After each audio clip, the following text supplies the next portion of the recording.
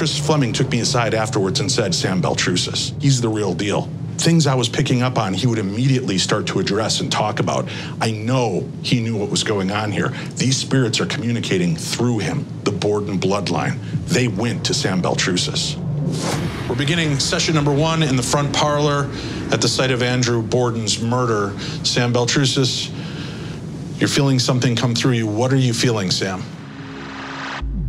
From the haunted heartland in Omaha, Nebraska, my name is Brian Corey, and I welcome you one and all to this episode of the Necronomicast. My guest tonight for a late-night conversation is author, historian, lecturer, and clairvoyant psychical investigator Sam Baltrusis.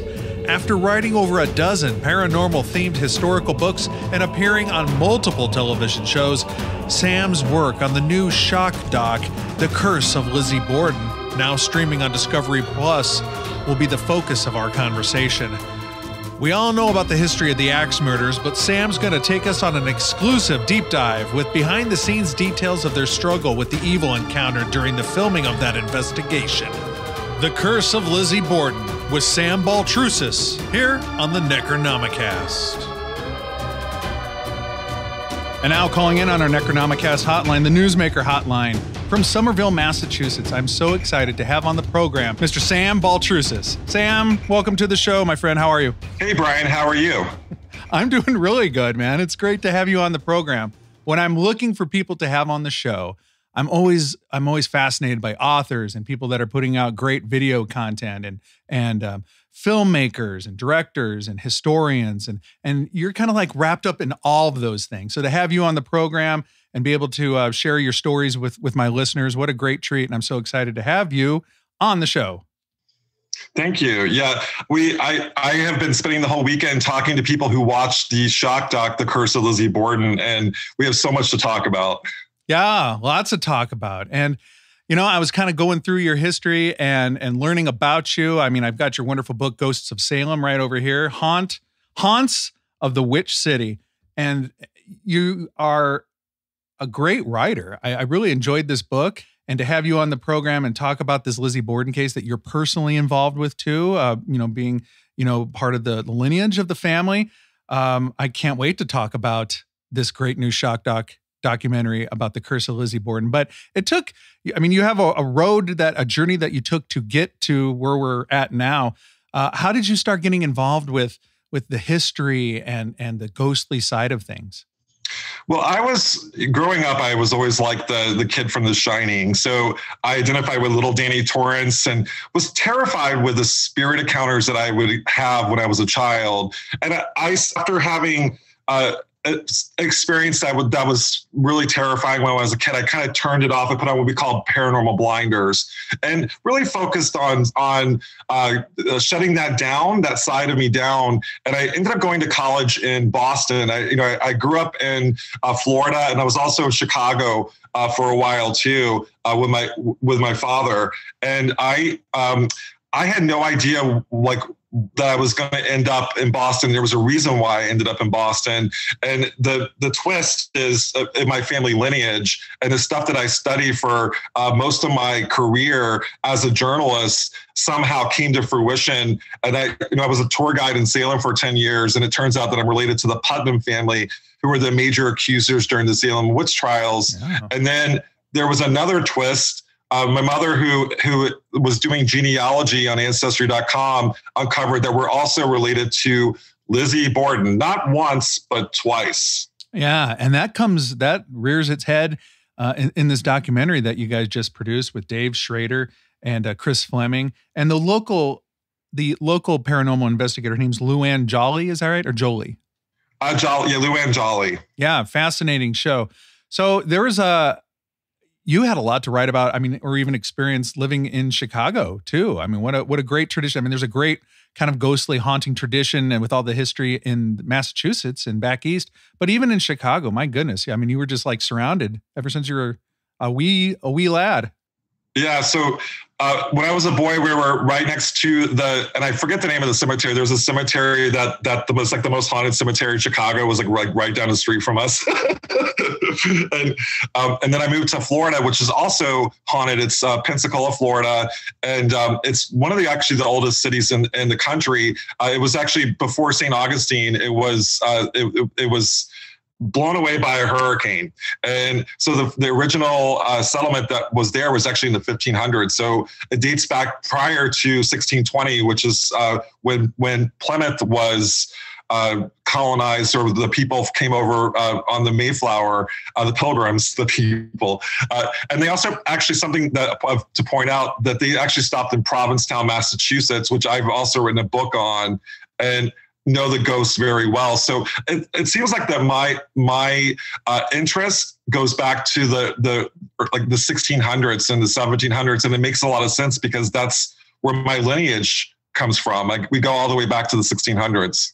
And earlier you were saying that as a child, you learned to have like a kind of a psychic block or psychic blinders, because it's revealed in the show, and I don't mean revealed for the first time in this show, but you're really coming to terms and being a little bit more public about being clairvoyant and having those abilities. When did you start finding out that you were a little bit different, and that you saw the world in a different light or experienced things differently? It was a hard process. I mean, when I was a child, I had that experience. My grandfather was my spirit guide. So my grandfather passed early, and he's actually the tie to. So his name was Charles Hughes, and Hughes was the tie to all the families that we're talking about, like the Bordens, and also to the Putnam family. And so he was, I would say, kind of visionary. And when he passed, I had what I can only describe as a download from him. I got all this information after he passed in the same room that he would sleep in his house. And that's when my life changed. I started having visitations from the spirit realm, including my grandfather, but also other spirits as well. And it's almost like he passed it down to me, the gift. And he never really would identify as a clairvoyant, but I do know that it does run in our family. And I was scared for so long. I actually went many years having experiences. I was working in New York City as a producer, for example, and walking by Washington Square Park, and I felt something grab my leg while I was walking by, and I looked down and there was nobody there. And then I felt it again. I'm like, wait a minute, someone's playing a joke on me. And it turns out was a mass grave for tuberculosis patients. And I had, I can count, like, there were so many times that I would have these experiences, and I'm like, there's something explainable. It's not paranormal. But oddly, I would still, as a journalist, write the Halloween themed ghost story and talk to investigators and talk to people in the paranormal over the years. And it actually came to fruition when I wrote my first book called Ghosts of Boston. And that happened when I wrote an article on haunted hotspots in Boston, Massachusetts.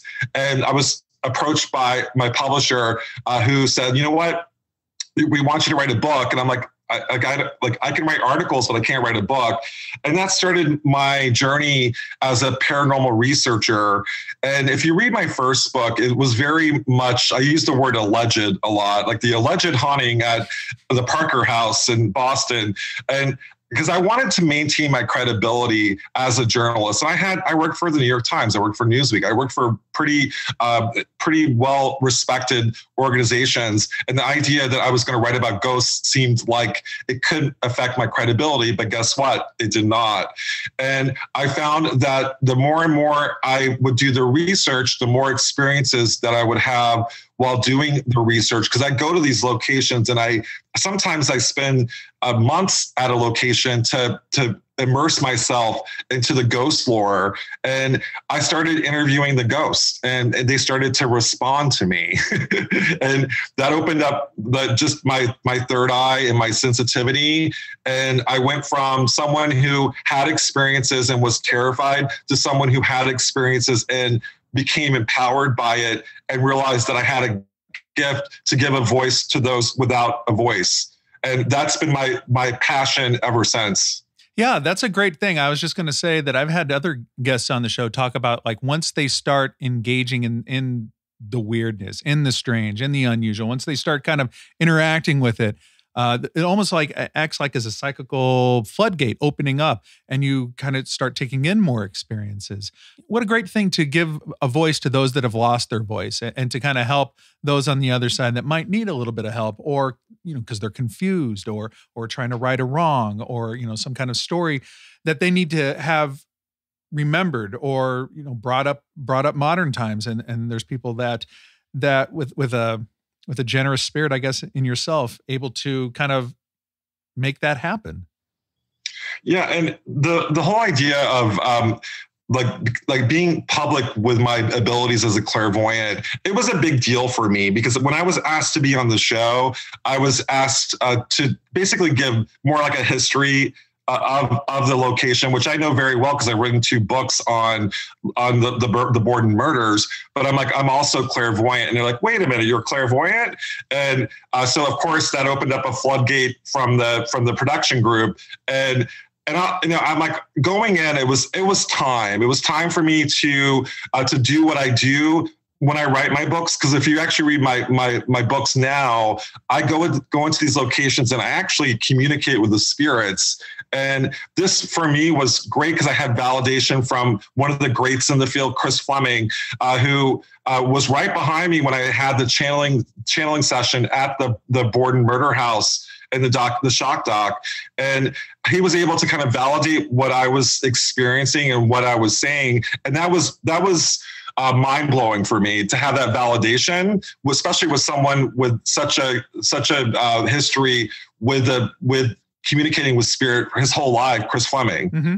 Yeah, absolutely. And it's very apparent when you're watching this show that this wasn't, I had to make a joke. I have to make a little joke because when they found out that you're also clairvoyant, it's like, oh, do we have to give him more money now? Or do we, are we hiring him like as a double role now? But no, so you're with Chris Fleming and the great Dave Schrader, just a broadcast legend in the paranormal. He's just done it all. And he's so compelling and professional to listen to. I love listening to Dave Schrader and the different guests on his program that he has on. And Chris Fleming, he's been in these paranormal psychical circles for years and years, and he's got a fantastic reputation. Now on this, you also brought in a local historian, Luann Jolly, onto the program, and she reacted to this house, because we're getting into the talk now about this curse of Lizzie Borden. And I knew about Lizzie Borden, thought I knew the story.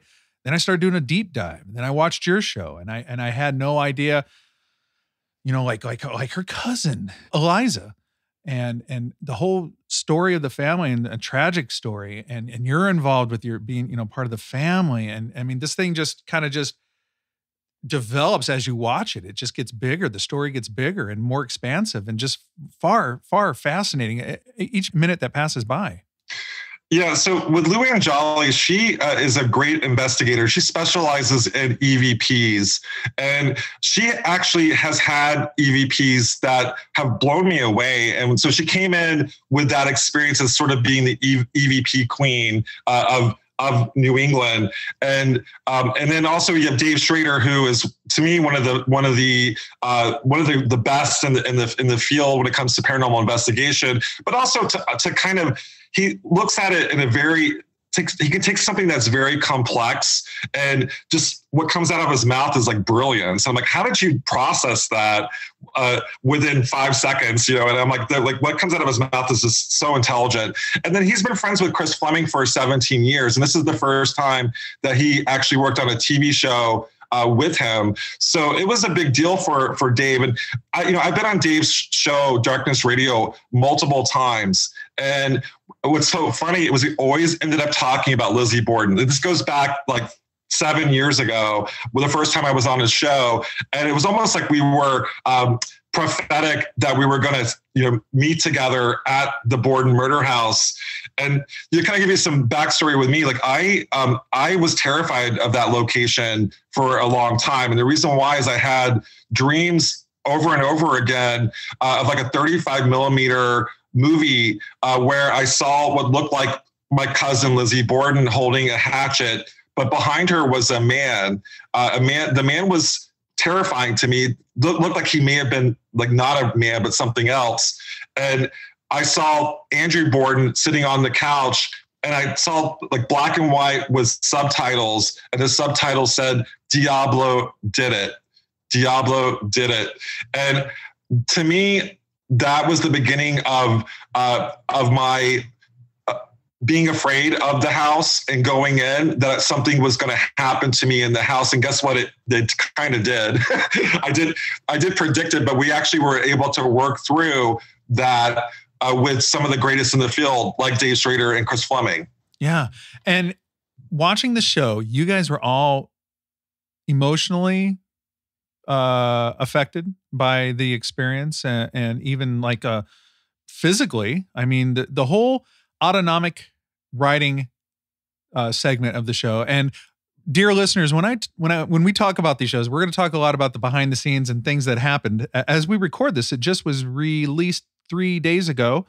We're going to talk for like 45 minutes, an hour, and we're not going to even scratch the surface of what this show uncovers.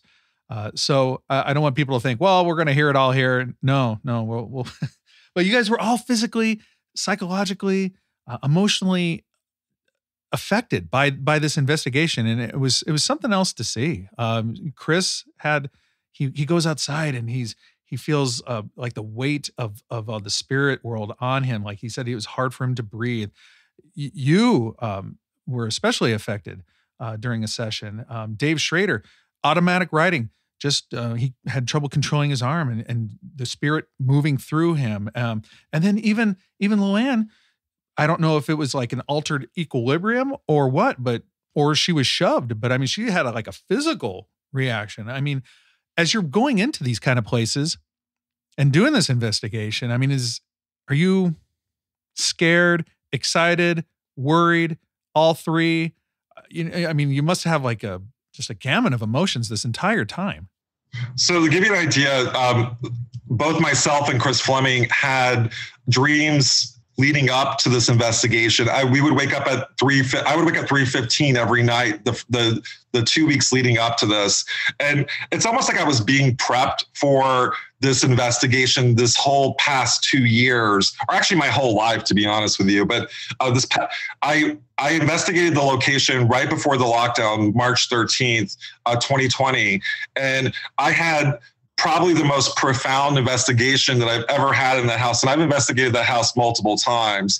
And a lot of issues regarding sexual abuse, which I never had picked up before, was coming out through the spirit communication. And to be honest with you, I never really communicated with Eliza until the day of the shoot, and then she came through loud and clear.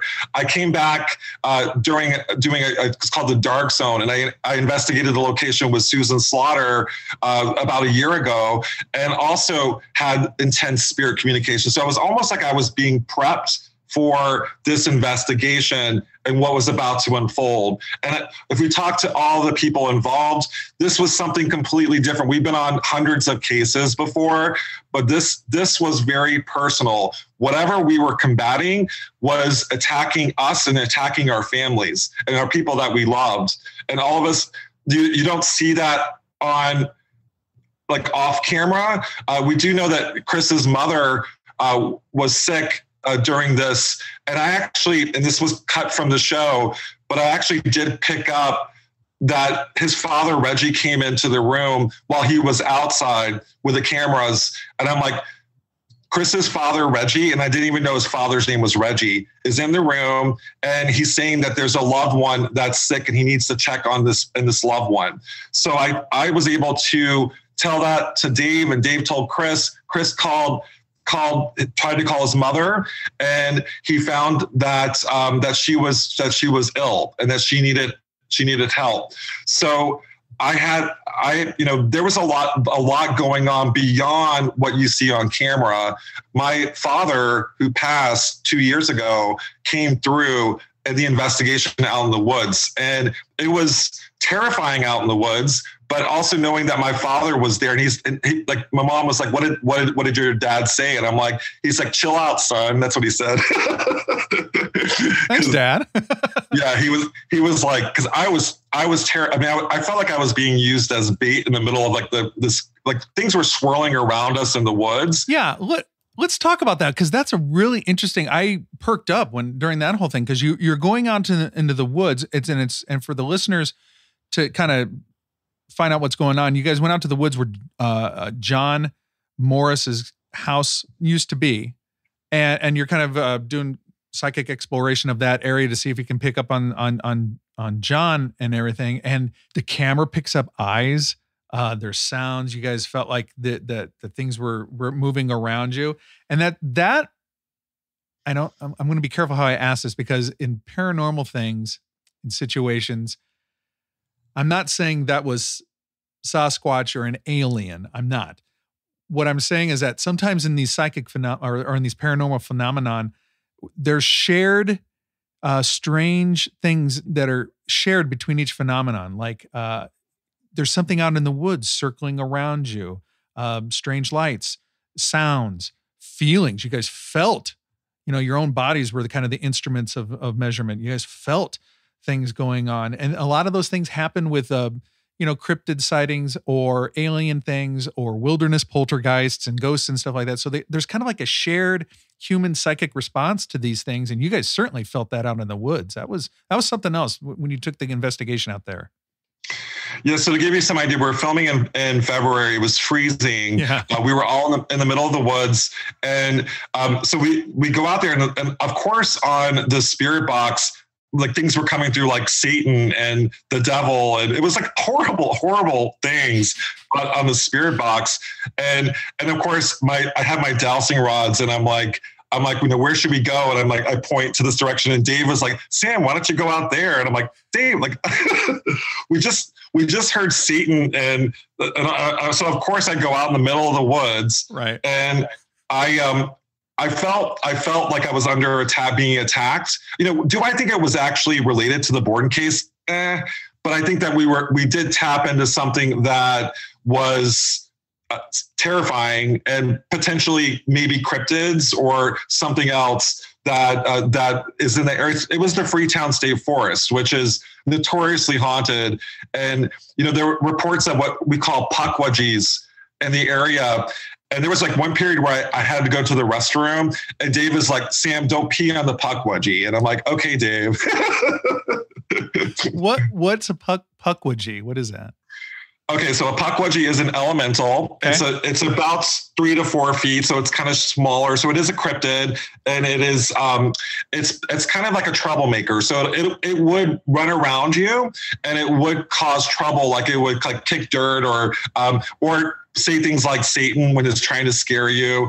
And so people have reported in the Freetown State Forest, and also in the area near the Lizzie Borden Bed and Breakfast, which is considered part of the Bridgewater Triangle, on the outskirts of the Bridgewater Triangle. So it's an elemental, and so it's Native American. So if there's land that was Native American, like, you're going to find a pukwudgie legend attached to that. So I would say it's like a little monster.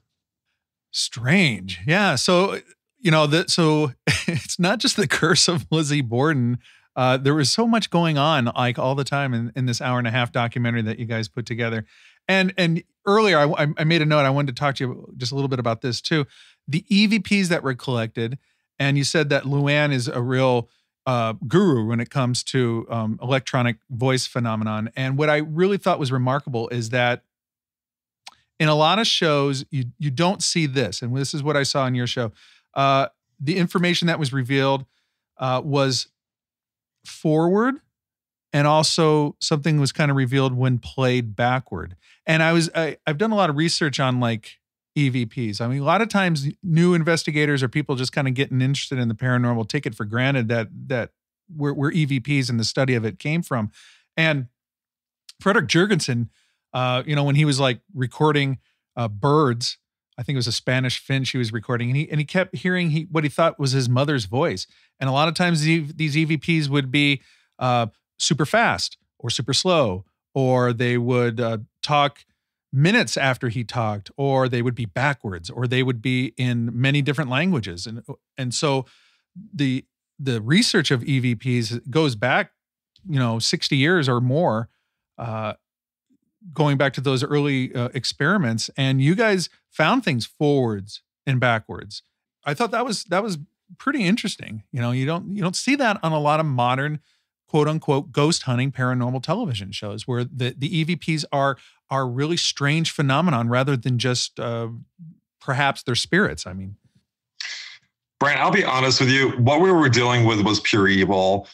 So you're going to encounter this was not Casper the Friendly Ghost. We were not encountering Casper the Friendly Ghost. There was something else. Whether it you want to call it a dark entity, you want to call it an ET, which could have been the case. Especially since we're out in the middle of the woods where there's been multiple reports of, ET sightings.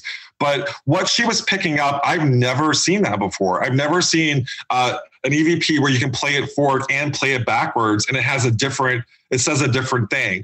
Now, when I having done the investigation, like while I was there, and I kept talking to Dave about this, I felt like that because the Lizzie Borden bed and breakfast has been investigated so much, it's been investigated over and over again. You have people from all over the world bringing their paranormal baggage and dropping it off there, that maybe it was a thought form or something was stirred up that does not go back hundreds of years to the family curse.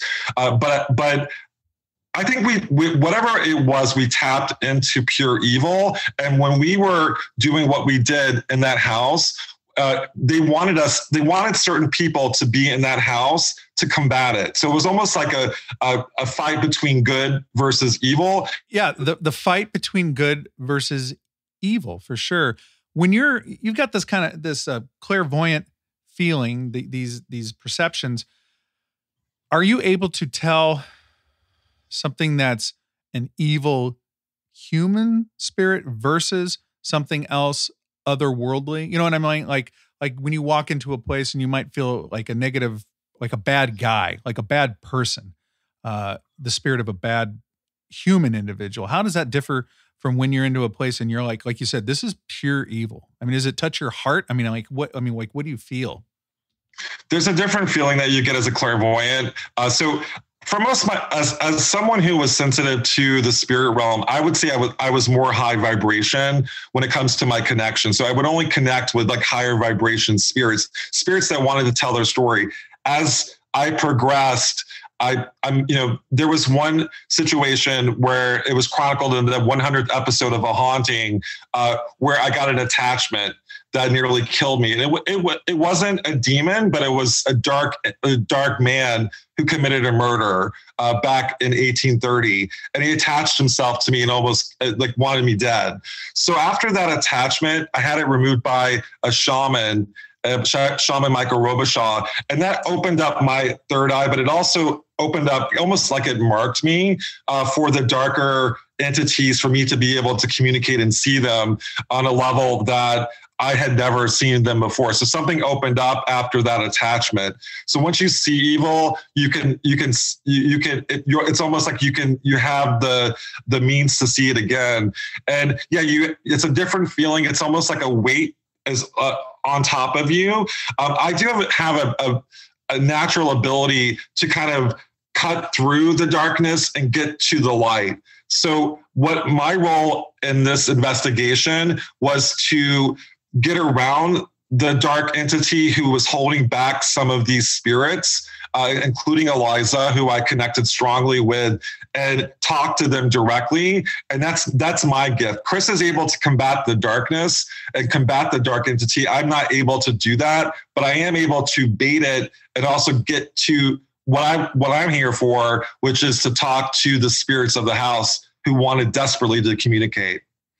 Interesting. So do spirits or spirit, I mean, on the other side, do they notice you? Do they recognize you or and other clairvoyants? Is there something about where they're at, they're able to see through the veil of other people, of people like you, yourself, that have these abilities? Are you easily identifiable on the other side? Yeah. So sometimes when I go into that state, it's almost like I go into another realm of some sort. It's almost like a dark place. So like Insidious, like I hate to make that comparison, but it is kind of like that. I go into this other realm where I can see the spirits and I communicate with them and they can see me sometimes. I've had it where the spirit says, you can see me. And I'm like, yeah, I can see you. We have this full blown conversation.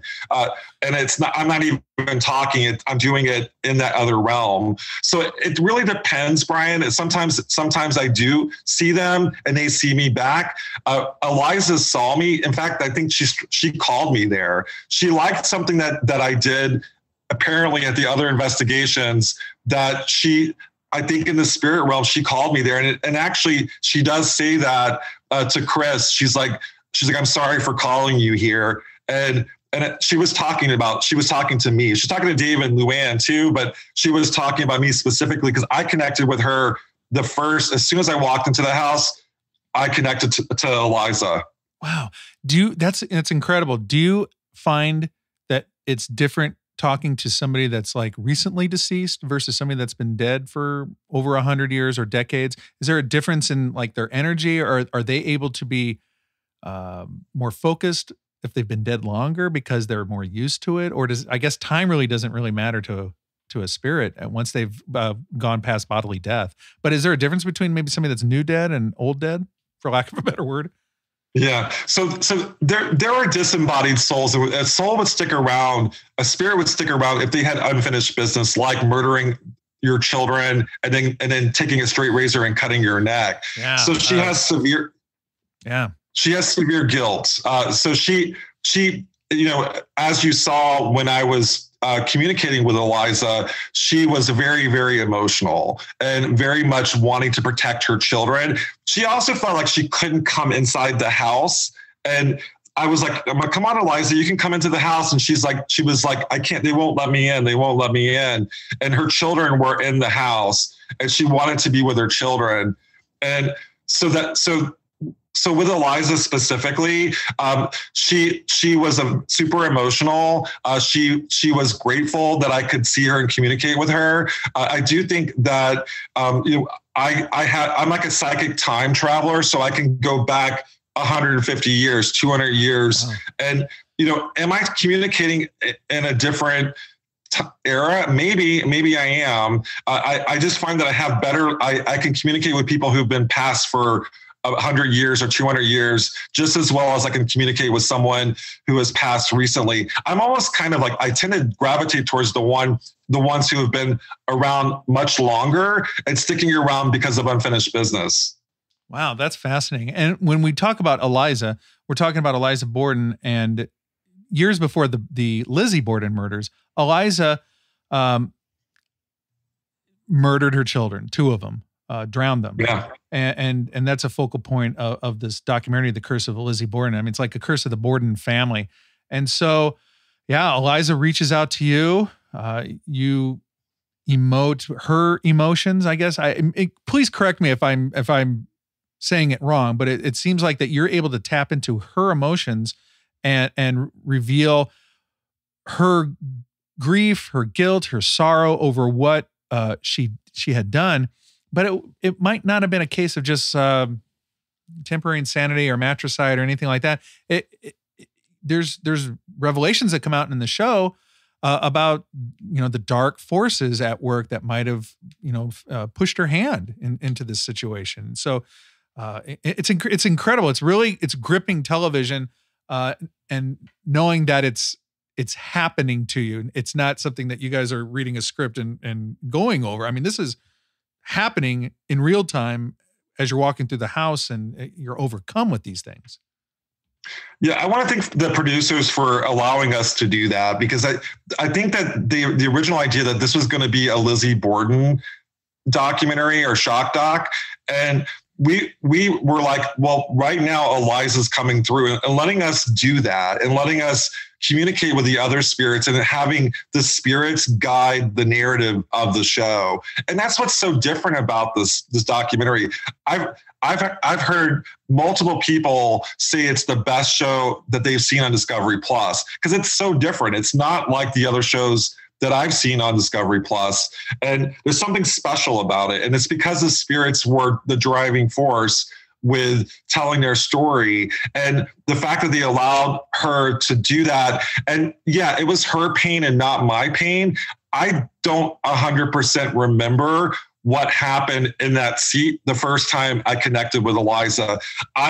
The way that the actors played, I sobbed when I saw that scene, not because of me, because of her. And seeing what I saw and seeing it told beautifully with her voice on top of my voice is exactly how I saw it and experienced it. And that moment to me is like the most breathtaking 5 minutes of television that I've ever participated in. It was beautiful. Yeah. And what's remarkable is that this is family. You're not just walking in off the street, just some regular old paranormal investigator just going into a cold location. I mean, this is your bloodline. I mean, this is your family, and for you to be reached out to in such a personal way. I'm always thinking about these paranormal experiences being very personal a lot of times, and they're a lot of these experiences are meant for the person that's experiencing them. Like it's almost tailor-made for them sometimes, and I don't know why. I don't know if it's some kind of psychical connection or things like that. But it must have been incredible for you to feel, a voice from beyond and to kind of slip into that and to relive all this with cameras rolling. You must have been very satisfied that they took great care, not only with the seriousness of the subject matter, but also because of your lineage and connection to the family. Yeah. So when I was connecting to Lisbeth or Lizzie and connecting to Eliza, and there are other family members that I have connected with in the past, but I was fighting for my family. Like that was what I was doing. I was fighting for my sisters. I was fighting for all the other people that are connected to this family as well, and all the pain and all the heartache. I was fighting for them, and I felt like they were fighting for us too. And that's the finale was, I watched it over and over again because I see, and they did a wonderful job of taking all the family members and standing, kind of having it up on the screen. But that's what it was like. They were standing behind me to fight against this darkness. And it was super emotional. And of course, I was super emotional throughout the show. Yeah. But it was like, imagine you go your whole life and you're on this journey and you realize finally, this is what my life is about. This is my purpose. And so I was there in the moment with people that I respect with all my heart, fighting for my family. Amazing. Now I'm not clairvoyant. Everybody's got a little bit somehow psychical ability just because we're connected humans somehow. But I go into a place even like the Villisca Axe Murder House, not too far from where this show is recorded. I've been there quite a few times, spent the night there a few times, and a lot of other Midwest paranormal hotspots. But like in Villisca, you walk in there and you feel the heaviness of the place. And I don't know if it's just because of the historical context that you're walking there and you know what's happened in that place. It's not rumored to have happened. It's not a local legend or folklore or something like that. 8 people were murdered with an axe in that place. And you feel the heaviness, or you think about the sorrow. So I don't know if it's just me kind of collecting my thoughts and thinking about the slaughtered people in that place. But for somebody that's clairvoyant, truly, when you walk into a place, maybe you don't even know what happened there. Do you walk into a place and you're like, whew, like I feel something, and then, and you take it from there? Yeah. So to give you an idea, like the way that my gift works, if you watch like the Conjuring films with Lorraine Warren, the way Lorraine Warren is able to see, and she kind of flashes back in time. When I saw that in the movie, I cried because that's exactly how I experienced it as well. So what would happen is I would go into like a light trance, and I would kind of like flash back in time, and I would see things unfold. So for example, at Villisca, I probably possibly would see a replay of their murders, or maybe not, like it really depends on the situation and if they want to reveal themselves to me. But when I tune in, I can tune in to 100 years ago without even knowing I'm doing it. And the spirits, they know that I have that ability. So they reach out to me. Whoever reaches out to me, I have to make myself open to do that. But at Villisca, I'm sure I would probably communicate with the ones that were the victims and not the perpetrators. Sure. My goodness. Yeah. Like we said earlier, like giving a voice to those that have lost their voice. And that's an important thing. And that's what I like about the humanitarian, which is a weird word to use about the spirit world, but like the humanitarian, thoughtful approach to these paranormal investigations, because, we are talking about people that were killed. We are talking about people that, died, and horrible sorrow and heartache over generations. And for you to pick up on that, that's incredible. Yeah. Lizzie Borden, do you feel like she is the one that committed the murders? All right. So, I think that coming into the documentary that we were wanting to do sort of like people were expecting a whodunit, and it's not a whodunit. And at the end of the show, it doesn't really matter. But what does matter is, I do think that, and as I said in the show, I do think that Lizzie Borden may have been physically done it, but she was not mentally responsible, and she doesn't take ownership in the afterlife for the murders. And so not to give the whole plot away, but I have always thought that Lizzie Borden actually did commit the murders, but as the dream tells me that I have over and over again, she didn't do it, Diablo did it. Yeah. Now, Sam, I got a little gray in my beard here, and I know you're not in your 20s. But going back and thinking, as you've gone and gained experience and been on these investigations and things like that, what are some things like people that are just getting into the paranormal, or maybe just kind of figuring out that they have these abilities? What are some things that you wish that you knew then that you know now? I mean, do you think you should avoid things like unnecessary encounters with the Ouija boards or anything like that? Are there things that you're like, whew, I dodged a bullet when I used to do that? Or yeah, so I have so it runs in my family. So my little niece Aubrey, who's 4 years old, she's also clairvoyant, and she's like, Uncle Sam. She had a book of mine, and it was ghostwriters, and there's a picture of me walking up with a lantern, and she's like, you saw a bloody hand on the wall and you were terrified. I'm like, how do you know that? She knew that intuitively. She communicates with my stepdad Paul, who passed.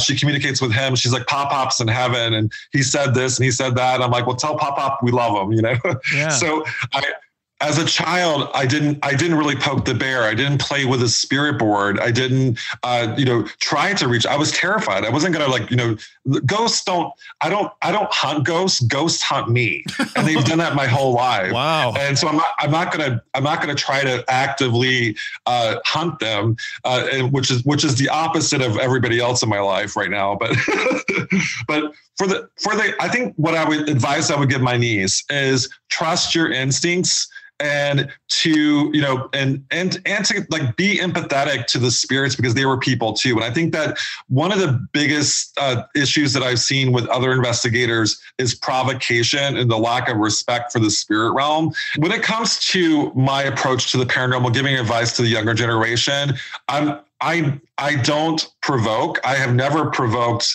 it throughout my whole career. I've been very empathetic to the spirit realm. And because of that, I give a voice to women and children and people of color, the people that are marginalized by the status quo. I gave tours in Salem, Massachusetts, and even though I'm connected to the bad guy, the Putnam family, I connect strongly with the victims of the Salem witch trials because I care. I care about these people that have passed 300 years ago. And so if I give advice to the younger generation, it's to actually be empathetic to them and not to prejudge them like you wouldn't prejudge a person. And then we have this caricature of Lizzie Borden as this hatchet-wielding, crazy 32-year-old woman who killed her family. And she was so much more than that. She was a complex woman who was very giving to the community. She was taunted and made fun of, and there was a rhyme. Lizzie Borden took an axe, gave her father 40 whacks, and they would say that and mock her in her home. Mm-hmm. And she still persevered, and she still was a person, and she still gave to the community. She actually founded what was not the Animal Society, but a sort of a precursor to that, and donated her money to that because she loved animals. Sure. And like, I appreciate the fact that you're saying that having that empathy for those that have passed before us, and treating them with respect, and not doing the provocation thing. I mean, I think for a while, especially with certain shows, it seems like some provocation worked only insofar as maybe making some kind of evidence, or there might be some kind of tangible thing, but at what cost? These people have suffered a lot, much. They suffered in life. A lot of people, when we're thinking about heaven and hell, I think a lot of people go through their hell right here on earth for whatever reason. It's a fascinating show, man. And it, like you said, it's not just a whodunit. It's not a whodunit, but you guys explored so many interesting aspects to the case. It's so interesting. And part of my attraction to the paranormal, it's not out of a love for horror movies insofar as, scariness and jump scares and things like that, but it's also like history. I mean, when you read about these alleged haunted locations, to use your journalism tour, but you're really doing deep dives into practices of the era, the history of the era, and things like that. And that is what is also just so infinitely exciting or interesting to me when we're talking about paranormal things. And you've got other books out. You have a book on mass murders. I'm going to hear a little bit about that. And also, I'm very excited. I was looking and I'm like, oh my gosh, I love the American Revolution. And you've got a book about the ghosts of the American Revolution. And I was like, oh, I'm going to order that. And it's not out yet, but it's coming out very soon. Can you talk a little bit about some of your other works that you've written about? So I've written 13 books altogether. You have my bestseller, which is Ghosts of Salem, Haunts of the Witch City. And I also have books. So the books that I've done in the past, say 4 to 5 years, I have incorporated my clairvoyance into the stories, which I didn't do when I first started writing books about the paranormal. So, on my journeys throughout the country and the ghosts of the American Revolution, I'm going to these locations and I'm flashing back in time and, potentially having conversations with Benjamin Franklin, not to give too much away, or people that have been marginalized throughout history, like Mary Ball Washington, who was George Washington's mother, who to me is one of those forgotten people from our history, that because she was a woman, she shaped the first president of our country.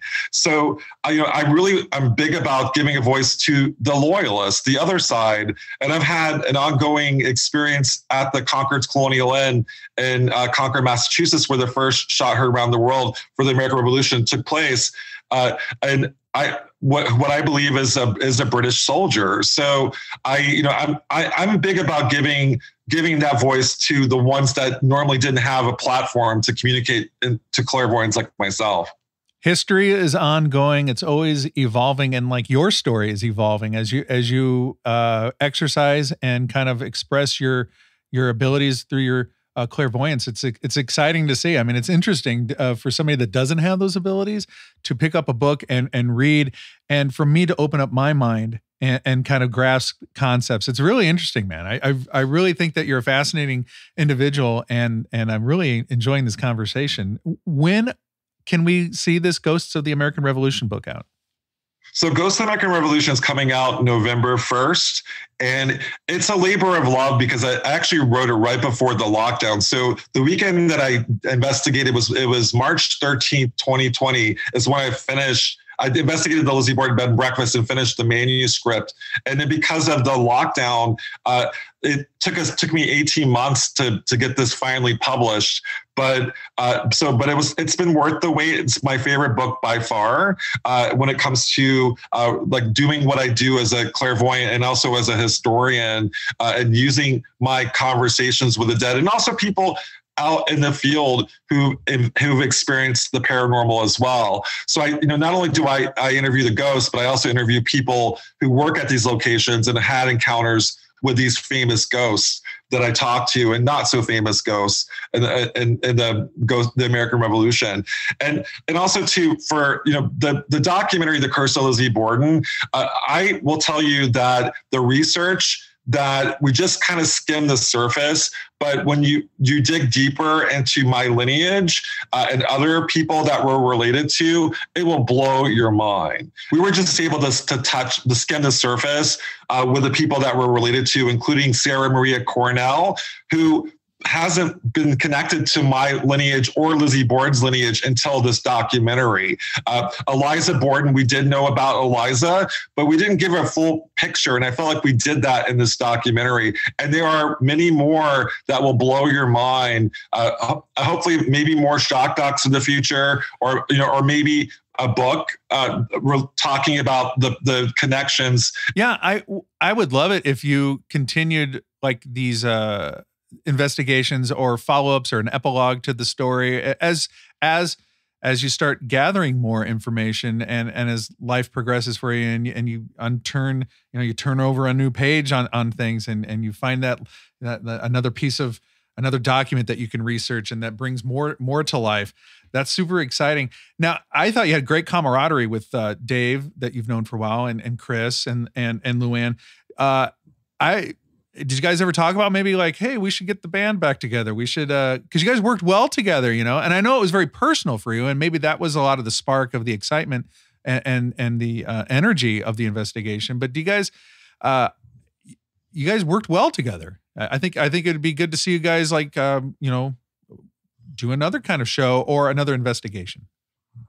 Yeah, I will say that because of the trauma associated with this case, we're very close. And so we went to hell and back as a group, and we stuck together, and we had each other's backs throughout the whole thing. And I don't trust many people in the paranormal, but when I went under, Dave Schrader was guiding me through that. And it was scary. I mean, I full blown channeled on television, and Dave guided me throughout the whole process. And I thought it was kind of ironic that the man from the lead from the Holzer Files was doing the Holzer method with me. Yeah, absolutely. Well, what a great show. Yeah, and I love the Holzer Files, and also too, like Chris and I connected on a very, very deep level when it comes to. We were